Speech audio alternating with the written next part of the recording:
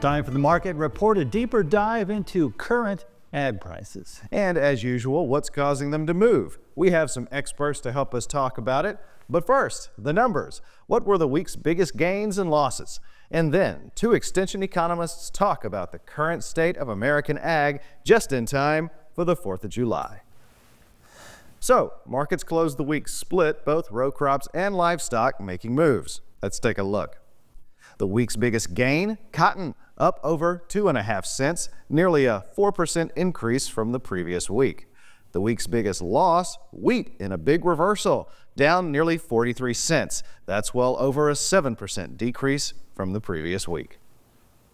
So, quite a good bit going on in the markets recently. Tariffs, New World screwworm, a wet planting season, and international conflict, just to name a few.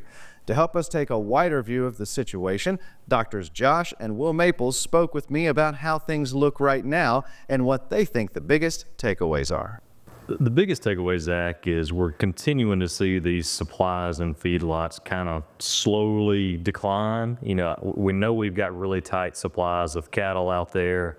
Placements into feedlots during the month of May were down about 8% compared to a year ago.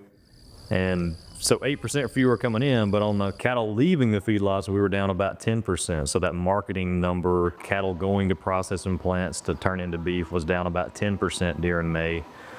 So we're just kind of slowly seeing this impact of tighter feeder cattle supplies work their way through feedlots, and that's leading to these 1% declines that we're kind of regularly seeing. The other piece of that is we're seeing cattle stay in feedlots a lot longer. Feed is relatively cheap compared to how high cattle prices are right now. And so we're seeing these cattle get really big. And a lot of reason for that is the relative price of fed cattle to what we're seeing on the feed side. So certainly in probably the southern feedlots especially, we typically bring in, last year we brought in 1.2 million head of feeder cattle from Mexico. And this year, the border has either been closed or heavily restricted in what can come through. So we have not brought in near as many feeder cattle from Mexico as we typically would. There was some news very recently that the border is going to kind of slowly reopen port by port, or entry point by entry point, I should say, over the next couple of months. So we're going to see cattle start to kind of dwindle in a little bit. But I think if you look at the cattle in feedlots number, you certainly see some of that impact of fewer cattle coming in from Mexico reflected in those lower feedlot numbers. Yeah, so the biggest news from the acreage report this time was that really it was just very uneventful. Most, especially on the corn and soybean side, pre-report estimates, the report came right in at what pre-report said. It's probably the least exciting acreage report we've had in a long time. From their March planting intentions report, corn acres was about 100,000 acres down, which wasn't really enough to move the market. Soybeans was right there, almost on the money of what they said it would be in March. The one thing is cotton. So if we look at Mississippi in particular, they bumped cotton acres up from what they had in March a little over 10 million acres to be planted. The Mid-South has had some difficulty getting cotton acres planted.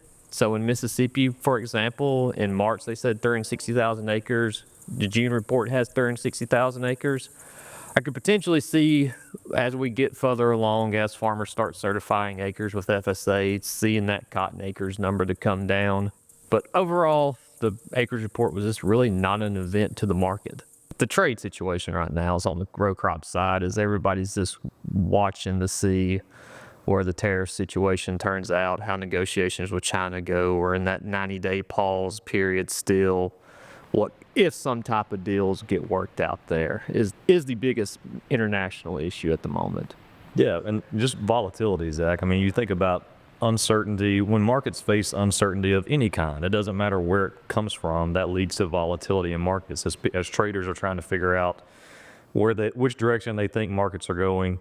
And so, even for cattle right now, we talk about really strong prices, but we've seen some pretty volatile swings. And so that's one point that I've shared with producer groups is even in times of high prices, you can still have volatility. And if you're selling your cattle at a time whenever you have a big volatile drop, you can still take a hit during a strong price year. So risk management is still really important on the cattle side, even though we're seeing really strong prices. And risk management really is the tool to help you against those volatile swings. And on the row crop side, related to that, I mean, we're going to have a hard time seeing any upswings in these markets given all the uncertainty out there on the trade front for row crops. It's really hard for investors to look at corn and soybeans right now as a viable instrument to invest in given all the uncertainty currently around the international markets. Dr. Maples also said about New World screwworm, treatments are underway which involve dropping millions of sterile male flies in the areas where screwworms are most prevalent. That, for now, is the most effective treatment. And that is it for a deeper look into the markets.